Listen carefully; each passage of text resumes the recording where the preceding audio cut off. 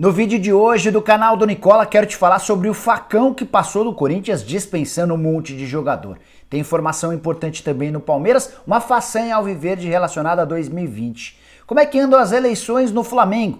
Vale a lembrança de que conheceremos um novo presidente no rubro-negro no fim dessa temporada. Para completar, preciso te contar sobre uma novidade envolvendo o diretor executivo de futebol do São Paulo. Tem tudo sobre o Neymar Canhoto, que o Fluminense tem nas categorias de base. O menino foi eleito o melhor jogador do mundo, sub-17. E por último, Portuguesa, renovando o contrato do seu técnico. Fernando Marchiori fica até o fim da gestão de Antônio Carlos Castanheira.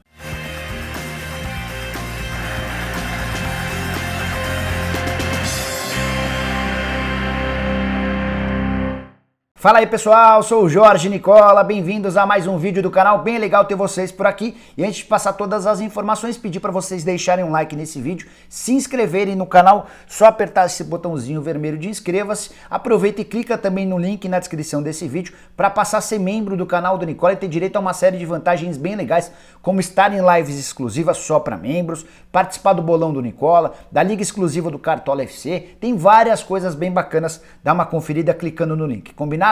Bora começar o vídeo falando sobre a Portuguesa, que anunciou nos últimos dias a prorrogação do contrato de Fernando Marchiori, técnico que comandou a Luz em boa parte da temporada de 2020. Foi com o Marchiori que a Portuguesa chegou até as quartas de final do Campeonato Paulista da Série A2 e especialmente foi campeã da Copa Paulista, torneio que garantiu à Luz o direito de voltar à Série D do Campeonato Brasileiro. Na temporada, sob o comando do Marchiori, a Portuguesa conseguiu em 26 jogos, 18 vitórias, 4 empates e 4 derrotas.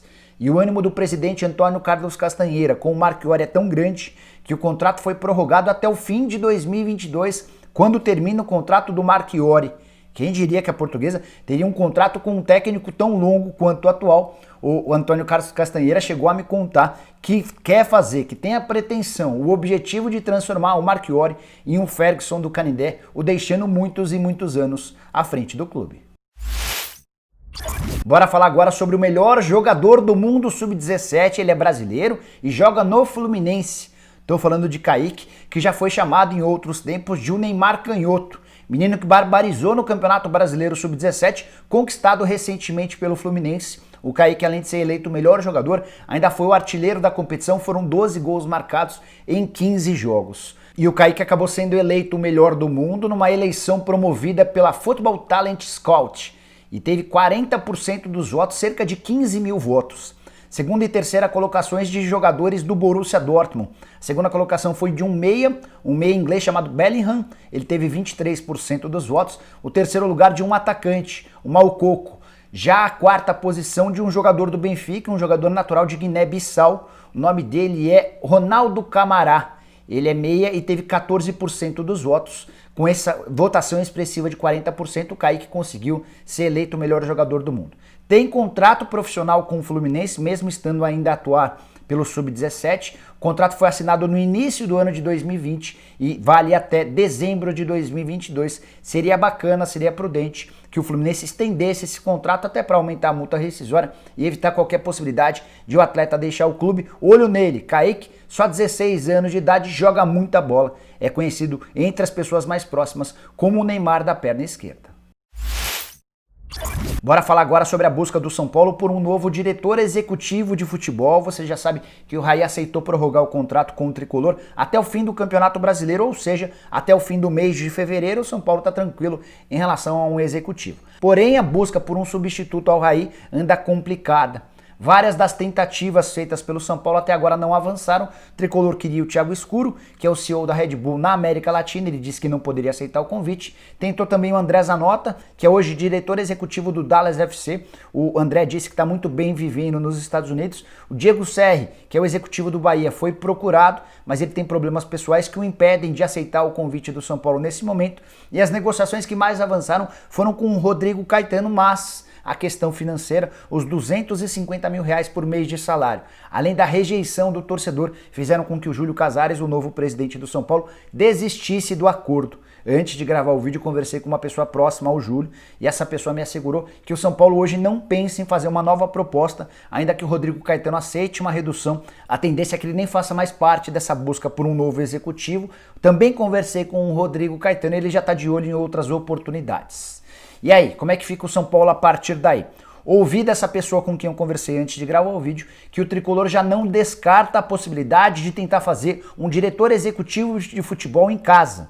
Aí eu tentei entender o que essa pessoa quis dizer com essa história e ela respondeu que diante da escassez de opções no mercado, talvez fosse o caso de formar alguém dentro do próprio Morumbi. Eu acho um grande equívoco. Se o Júlio Casares fizer isso, já vai começar dando sua primeira mancada. O São Paulo precisa ter um executivo de futebol profissional, alguém especialista no mercado, e são vários os bons nomes. O Klaus Câmara, que já fez bons trabalhos no Cruzeiro e o Grêmio é uma opção. O Paulo Pelaipe, que foi campeão de tudo no ano de 2019 com o Flamengo, é outra ótima opção. Enfim, não faltam nomes. E aí também não dá para descartar a possibilidade de o Raí acabar ficando. Especialmente se o São Paulo conseguir ser campeão brasileiro, vai haver certamente uma pressão grande por parte do torcedor para que o Raí renove seu contrato. Então ainda precisamos aguardar cenas dos próximos capítulos para entender como é que vai terminar essa história. Bora falar agora sobre a eleição para presidente do Flamengo. Aí você deve estar perguntando, Nicola, a eleição é só no final do ano. E eu vou responder sim, de fato. Mas desde o ano passado, a questão política já causou algumas interferências e alguns problemas no Flamengo. E a tendência é que isso se intensifique no ano de 2021. O UOL fez uma matéria bem legal apontando os cenários.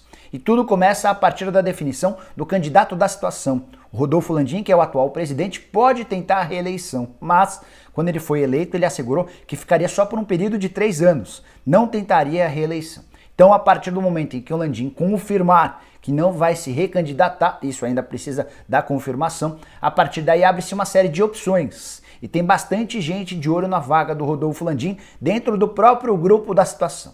Um deles é o Gustavo Fernandes, que é vice-presidente da Flagávia. Esse, inclusive, talvez seja o nome apoiado pelo BAP, que é uma figura muito importante e forte dentro da política do Flamengo. Outro nome considerado é o Rodrigo Dunche de Abranches, que é o vice-presidente jurídico do Flamengo, alguém que tem ganhado mais espaço nos últimos tempos. Tem também o Maurício Gomes de Matos, que é o vice-presidente de consultoria e embaixadas, faz um trabalho muito bacana à frente das embaixadas e poderia ser uma alternativa. Todos esses nomes que eu estou dizendo são do grupo da situação, tá? Só para você ver como há um emparelhamento, como a política do Flamengo, mesmo no grupo da situação, anda bastante equilibrada. E há também quem defenda que o Marcos Braz seja o candidato à presidência do Flamengo, por tudo que ele conquistou à frente do futebol. Acho complicado que o Braz se candidate à presidência do Flamengo a partir do momento em que ele já é vereador, foi eleito na última eleição no ano passado.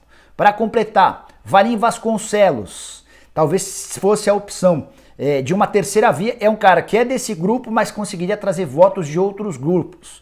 O Valim já foi diretor financeiro do Flamengo, nesse momento está fora da atual gestão. Bora falar sobre os opositores. A Sofla, que é o grupo político que deu respaldo ao Eduardo Bandeira de Mello durante toda a sua gestão, não tem um candidato definido, mas especula-se que o Cláudio Prokonik pode ser esse candidato. E aí, só para arrematar de vez, vale contar também que há um outro grupo de oposição, o Flamengo da Gente, que deve ter como candidato o Walter Monteiro. Queria muito que você deixasse a opinião sobre quais nomes desses todos que eu citei você gosta.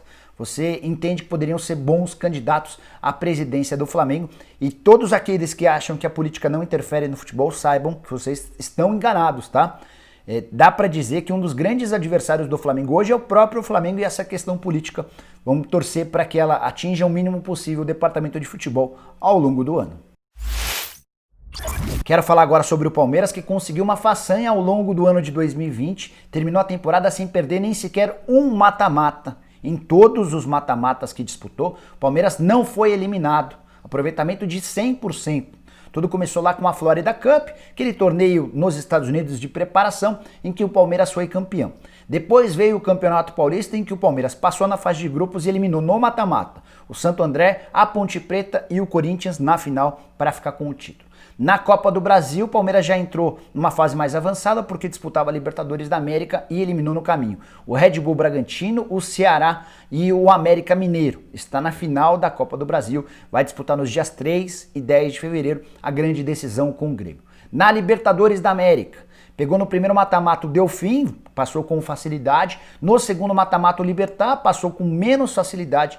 E agora, a partir dos dias 5 e 13 de janeiro, enfrenta o River Plate na semifinal. Só para arrematar de vez, vale a lembrança de que o Campeonato Brasileiro não tem mata-mata, é um torneio por pontos corridos, ou seja, não haveria a possibilidade de o Palmeiras ser eliminado. Dá para dizer que foi um ano interessante, do ponto de vista em que o Palmeiras não foi eliminado de nenhuma das competições que disputou no formato de mata-mata, e eu queria dividir essa curiosidade com você. Bora fechar o vídeo falando sobre a debandada do Corinthians. Venho te contando há algum tempo que o Corinthians promoveria mudanças para o elenco de 2021, tudo com a ideia de dar uma enxugada na folha e se livrar de atletas que não vinham sendo utilizados. Já são 12 jogadores que não tiveram seus contratos prorrogados. Todos os vínculos terminando em 31 de dezembro, os atletas já foram avisados que não fazem parte dos planos, que estão autorizados a buscar outros clubes interessados. Desses 12, 6 do time profissional e mais 6 do time sub-23. Bora começar falando sobre o Bocelli, o primeiro dessa relação, talvez o mais importante de todos os nomes. Atacante argentino que ganhava muito dinheiro, o salário dele estava atrelado em dólar e o dólar disparou nos últimos meses. O Corinthians entendeu que o custo-benefício dele não era bom e decidiu não renovar o contrato. Sid Clay, lateral esquerdo, estava por empréstimo até 31 de dezembro. O Corinthians ainda tentou devolvê-lo para o time ucraniano antes, não conseguiu, e o Sid Clay estava treinando à parte. Outro nome, René Júnior, volante que foi contratado, quase não jogou pelo Corinthians, esteve em alguns clubes por empréstimo, sempre fora dos planos do Wagner Mancini, é outro que está autorizado a procurar outro clube e agora está livre no mercado. Do time profissional, a gente ainda tem o Carlinhos, que foi campeão e artilheiro da Copa São Paulo de 2017. Teve poucas oportunidades no time principal, mas nunca conseguiu render aquilo que se imaginava. Também foi emprestado para alguns clubes e agora está liberado para procurar um novo clube. Para fechar, Marcial, volante que surgiu muito bem, também numa Copa São Paulo vencida pelo Corinthians de 2015. Volante moderno, com qualidade, mas que não conseguiu validar toda essa expectativa, também foi emprestado para vários clubes, o contrato terminou em 31 de dezembro e ele está livre no mercado para procurar outras opções. O último jogador do time profissional que não ficou é o Luigi, atacante que veio do CRB, ele veio para a temporada de 2017 comprado por R$1.200.000. Quase não jogou no time de cima, também rodou por vários clubes por empréstimo, até que agora está livre no mercado. Bora falar sobre os atletas do time sub-23. Jorge Colman, que é um atacante paraguaio, foi devolvido ao Olímpia depois de um tempão no time sub-23. Tem também o João Ramalho, que é um volante de 20 anos. Alexandre Manuel, lateral esquerdo de 18 anos. Lucas Daniel, meia de 22 anos. Gabriel Silva, atleta que foi criado na base do Flamengo. Foi contratado para o sub-23, mas não encantou. Além do Ezequiel, volante de 21 anos de idade. Esses atletas compõem essa lista de 12 jogadores dispensados que não tiveram seus contratos prorrogados. Sobre o Michel Macedo, o André Sanches me assegurou que o Michel não ficaria para essa temporada. Lateral direito, que custa bastante, cerca de R$300 mil por mês, e é reserva do Fagner. Só que o problema é que o Andrés não sabia que o contrato do Michel Macedo termina só em dezembro de 2021, ou seja, em dezembro desse ano. Então o Corinthians, a partir de agora, vai procurar um clube que queira o Michel Macedo. O primeiro interessado é o América Mineiro, que se dispõe a pagar uma parte dos salários. A ideia do Corinthians era encontrar um clube que bancasse 100% dos vencimentos do lateral direito, como eu disse, R$300 mil por mês. Bom, pessoal, eram essas as informações que eu queria dividir com vocês no vídeo de hoje do canal do Nicola. Espero que vocês tenham curtido o vídeo e deixem um like por aqui. Quem ainda não se inscreveu no canal vai resolver o problema agora mesmo. Só apertar esse botãozinho vermelho de inscreva-se, aproveita e aperta o sininho para passar a receber notificações. Combinado? Nos vemos assim que surgirem mais notícias. Tchau, tchau!